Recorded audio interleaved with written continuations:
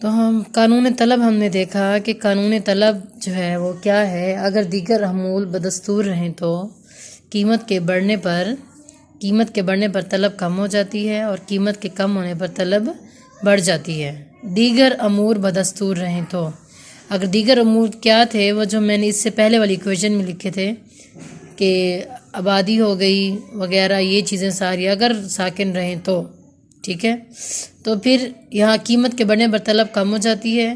तो इसको हम कहते हैं उलट या माकूस रिश्ता है कीमत और तलब के दरमियान। तो कानून तलब हमारे पास ये है, ठीक है। अब इसके मुताबिक हम गोशवारा बनाएंगे, फ़र्द का गोशवारा तलब और साथ डायग्राम बनाएंगे।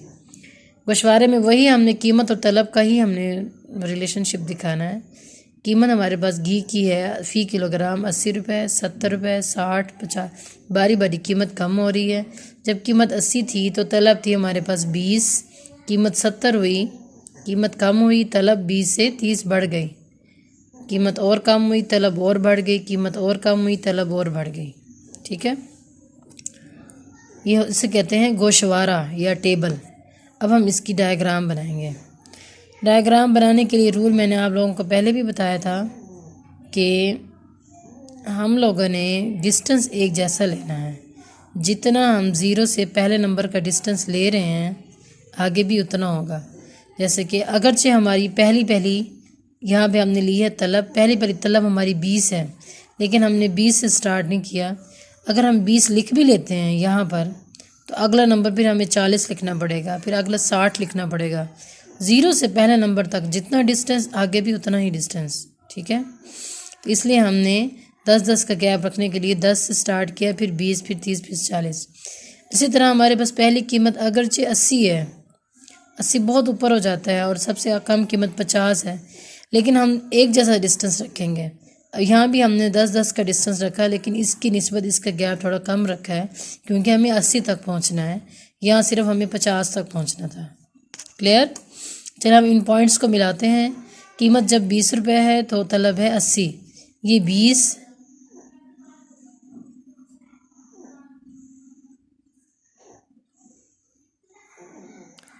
कीमत जब 80 रुपये है तो तलब है हमारे पास 20।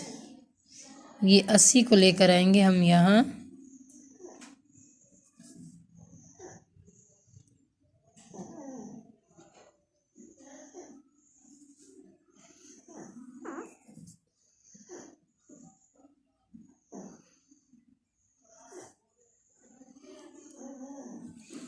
ठीक है। अच्छा, जब कीमत है 70 तो तलब है 30, ये 70 हो गया और ये तलब हो गया 30।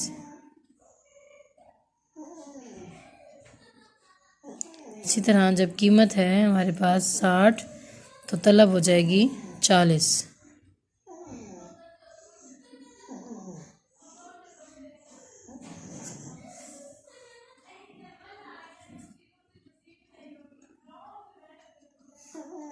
ठीक है, कीमत है 50 तो तलब भी है हमारे पास 50। तो इन पॉइंट्स को मिला देंगे हम।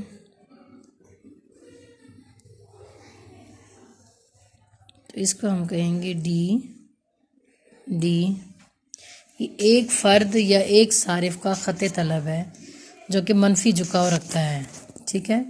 आगे हैं इसकी खसूसियात क्या हैं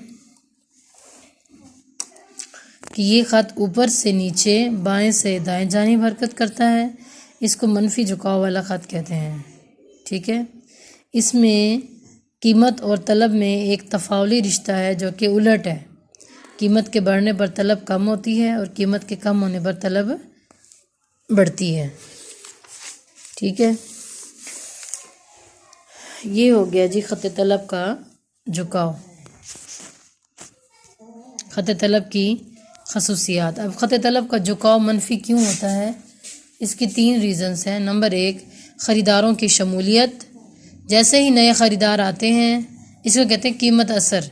जैसे ही नए ख़रीदार आते हैं तो वो तलब पहले से बढ़ जाती है। जैसे कीमत जो है जैसे ही कम होती है, अब इसकी रीज़न, इस गोशवारे की रीज़न बता रहे हैं। कीमत जैसे ही कम होती है तो पहले काफ़ी सारे लोग जो उस चीज़ को महंगा समझकर नहीं ख़रीद रहे थे, अब उसको कीमत के कम होने पर वो चीज़ सस्ती होगी तो नए ख़रीदार भी उसको ख़रीदने लगेंगे, इसलिए तलब पहले से बढ़ जाती है। ठीक है, इसको कहते हैं असर कीमत। दूसरी है असर आमदनी। कीमत के कम होने से नए लोग ना भी ख़रीदें लेकिन पुराने लोग उससे पहली मिकदार से ज़्यादा मिकदार ख़रीदते हैं। इसकी वजह यह है कि उनकी हकीकी आमदनी थोड़ी सी बढ़ जाती है, क़ुव्वत ख़रीद उनकी बढ़ जाती है। कीमत के कम होने से वो चीज़ को ज़्यादा ख़रीद सकते हैं, तो उसको हम कहेंगे असर आमदनी। तीसरा है इस्तब्दाली असर। इस्तब्दाली असर क्या होता है कि हमारे पास घी की कीमत कम हुई है और घी के मुकाबले में जो ऑयल है वो हमारे पास उसकी कीमत कम नहीं हुई, वो महंगा है। महंगा होने की वजह से लोग उसको नहीं ख़रीदेंगे, बल्कि अब घी की कीमत कम हुई है तो पहले जो लोग ऑयल ख़रीद रहे थे वो भी अब कीमत ख़रीदने लगेंगे, तो इसको हम कहते हैं घी ख़रीदने लगेंगे, तो इसको हम कहते हैं इस्तब्दाली असर। ठीक है, ये क़द तलब का जुकाम मनफी होने की ख़ुसूसियात है।